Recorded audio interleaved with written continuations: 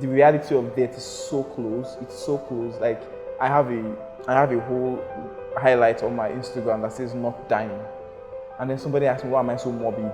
Like, and then I get it. It's so close. It's so close, and it's not the thing that you want to be. Finality and all of those things is not something that you want to be associated with. It changes you. I know, right? Changes how you view things, take things, do things. Hello, welcome back to Conversation Over Coffee. I feel like this episode is a bit morbid. So I sat with my friend Osetohame, who lost his dad recently, and we talk about dealing with grief and loss. People don't know how to navigate these things. I don't know how to navigate it, and I think that one of the first steps, towards finding your way after that is to understand that you're not the only one in that place. I feel like one of the most difficult things with loss and grief is not knowing how to deal with it. Actually, I think because there is no specific way, this is how you're going to deal with this situation. Everyone just have to go through it in their own way, and that is what makes this conversation interesting. Is there some point after loss that you are able to move on from loss, or do you keep living with it? Is there like a moving on phase? Is there like, does grief just continue? What's your personal experience? Okay, so when my daddy died, I cried. Well, I don't feel like I cried as much as my siblings did, but I cried. That whole period is about crying, trying to sort things out. But I mean, 6 months later, because I had this business, a staff of mine came in and said his mother died, and I was talking with this person and I started crying too. I was crying so bad. I mean, but I wasn't just crying for him, but I lost my dad again, when he lost his own dad. So there are these flashes. There are times, random times, I just weep. I don't think it's something that lives. I think it's something that sticks with you for a long time. What have you learned most from loss? It's a very shitty thing. Nobody should be there. Do you think it's something we should even talk about? Yes, absolutely, because for people in this part of the world where men die first, men die first, sadly, bro. Not like I want women to die first, or men die first. But when men die, at that age, they leave people who are my age fatherless. And at this time, they're trying to find themselves. They're trying to understand what manhood feels like, and that could probably be a good thing. That they don't pass that mantle. But then it's also a hard thing, because losing one's parent, losing one's dad, makes you feel like you have lost the only person, or one of the only people who can, love you unconditionally. And people don't know how to navigate these things. I don't know how to navigate it, and I think that one of the first steps, towards finding your way after that is to understand that you're not the only one in that place. So yeah, we should talk about it. Talking about it now, other people who see this and they're in that position know that, this is not just me. Some time ago, it was even very recently, a friend lost her dad. I think the burial was 3 days ago.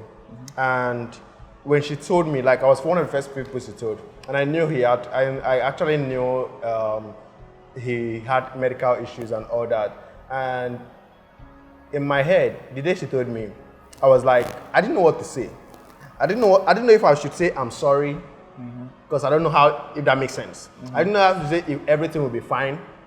I don't know if that makes sense. I didn't know if to say, the Lord knows best. That sounds stupid to me. So, when you lost your dad, or when you experienced loss, what was one very stupid and ridiculous thing that you heard a lot? You are now the man. You are now the man. You are now your mother's husband. No, I'm not. No, I'm not. No, she had a husband. I'm not the new husband. Have you transitioned? Did you transition into becoming a man now? Ah. So, um,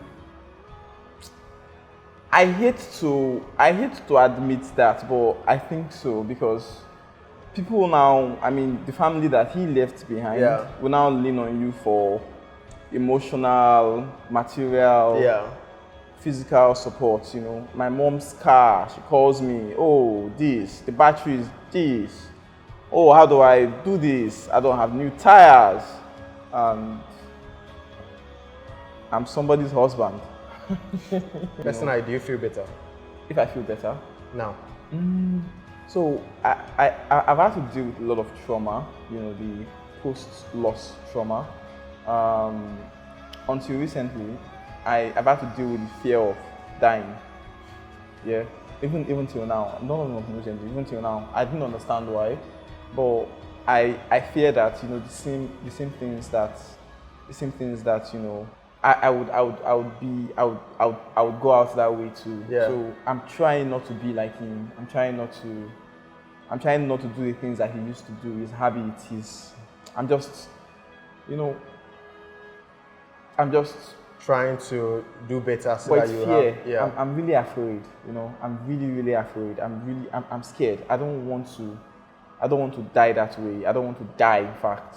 I've become more aware of death. This is somebody that I literally saw every day of my life, you know, growing up, and it's unfathomable that he's no more. The reality of death is so close. It's so close. Like I have a whole highlight on my Instagram that says "not dying," and then somebody asked me, "Why am I so morbid?" Like, and then I get it. It's so close. I saw, like, it's so close. And it's not the thing that you want to be. Finality and all of those things is not something that you want to be associated with. It changes you. I know, It right? changes how you view things, take things, do things. It might be good in some way because, I mean, you feel like tomorrow is not guaranteed, so I should act this sort of way. But I don't know, it numbs you towards other things. And when my dad died, it wasn't just grief for me, it was also regret. You know, it was also regret. It wasn't just grief, I also felt strong regret. I felt like I could have been there more. I could have been with him more. I could have probably been a better son. He taught me a lot of things because he had very high standards. But when I was growing up, I didn't like some things, and of course I was becoming more aware. So my awareness made me see some things he did that I felt like, no, you shouldn't be acting this way. So I had that thing. I said, I'm going to have to talk to him. You know, I wanted to have that conversation. But as soon as he died, I forgave him. I didn't forgive him because I felt like I just saw his humanity. I saw how capable of death this person is. I didn't see him in that light. Do you think it's also has it helped you also see it in other people? Yes, absolutely. Absolutely, yes, absolutely. I decided when he died that I was going to be a lot nicer. I think I became a lot nicer after he died. I was still am.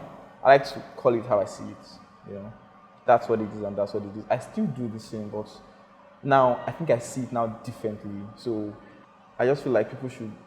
I don't know. I had some weird standards for people that I shouldn't even hold in the first place, because I mean, they are flawed like me. Would die, would leave, you know. And so I became a lot forgiving even before people do anything. I already let it go. I already understand that, hey, I'm dealing with humans here. It's not that deep. What advice would you give to someone who just experienced loss and is going through grief? What would be, from your own personal experience, what advice would you give to the person? Sounds like a hard. No, I mean, when you're done, when you're done grieving, when you feel like you can move on with life, talk to a professional. Yeah, Did you talk to a professional? If I have done that. Yeah.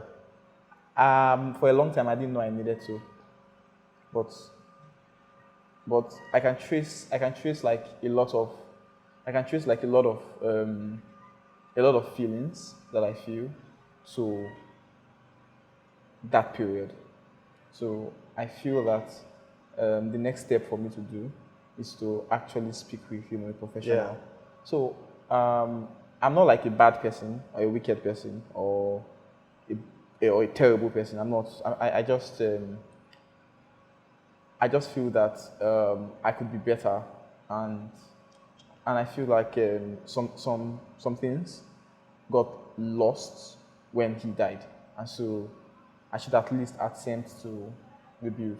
I can be a pretty emotional person, but then I can also be a, this is life. Life is, personal belief, because you probably even seen me write about this thing a lot. I'm like, life cannot exist without death. The sun cannot exist without night. Day cannot exist without darkness, or light cannot exist without darkness. That's what I believe. So I literally believe that death is as normal as life. This is my personal belief. My immediate younger brother thinks it's stupid, because I literally would come up and be like, we just sat here for like 2 hours. We are literally just walking, our physical body is walking closer to death. This is me saying, it sounds insensitive, but I also really have experienced or seen people experience grief, especially after losing a loved one, and I know that we all deal with things differently, and that's why I definitely want to have more conversations about dealing with grief, and maybe from your experience, something from your experience helps someone else. So your beliefs are very logical and really sound. Just that I can assure you that when this happens to you, none of your beliefs will be standing on each other. It will make sense. They will all crumble. All of it will crumble. You won't know who you are. You'll be lost. You'll be lost for a long time. You would have to rebuild Larry. It's a very, very hard thing to talk about. I'm wearing dark shades because you can't really have this conversation without being there again. Yeah. Standing in front of people and pour the sand on your daddy. No? Yeah. But I'm wearing dark shades so no one can see me. Thank you so much for this conversation. I learned something, and I think one lesson I learned is not to grieve alone. I think it's important, and if you can, talk to someone else, or I don't know, maybe you could find how you grieve actually, but don't grieve alone. Thank you so much for watching this episode. My heart goes out to every single person who has lost someone, and I hope you find the courage to deal with it. I hope you find your way, your path to deal with grief. I'll see you in another episode.